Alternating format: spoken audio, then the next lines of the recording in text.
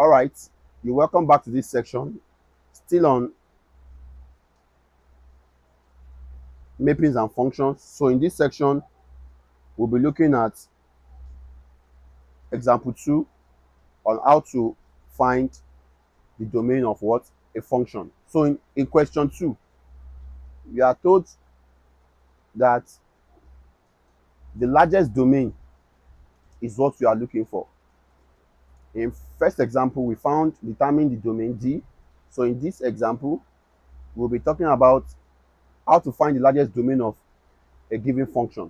So let's look at these examples one after the other. We have h of x, which is what?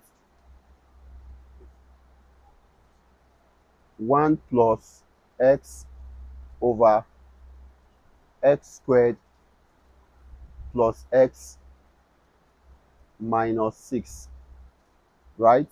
Good.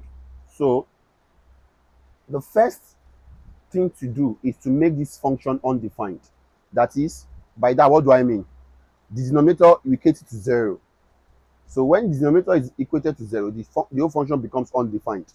So we say x squared plus x minus 6 equals what? 0. Right? Good.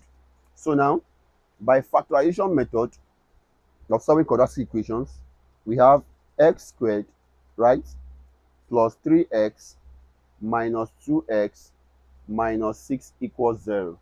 So we have x into x plus 3 minus 2 into x plus 3 equals 0.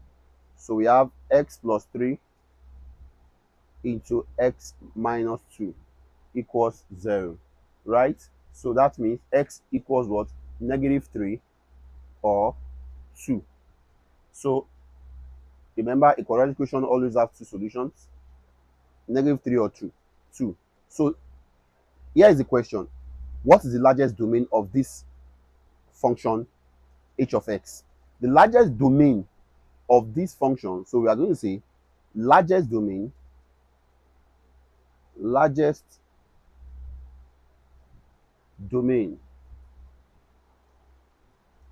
of h of x equals set of real numbers, right, excluding what? Negative 2 comma negative 3 rather comma 2. This is the largest domain of this what? Function. Are you with me now? Okay, let's come to B. The same way, we make the function f of x undefined. So we have f of x is what? 3x plus 2 over x squared minus 1. So equate the denominator to 0, that's x squared minus 1 equal to 0 to make the whole function undefined. So I remember when a fraction has its denominator as 0, the whole fraction becomes undefined. Yeah, that's infinity. Becomes what we don't know. So x squared minus 1 equals to 0.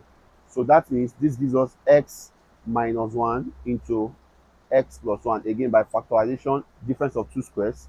So equals to 0. That means our x equals to what? 1 or negative 1. So again, the largest domain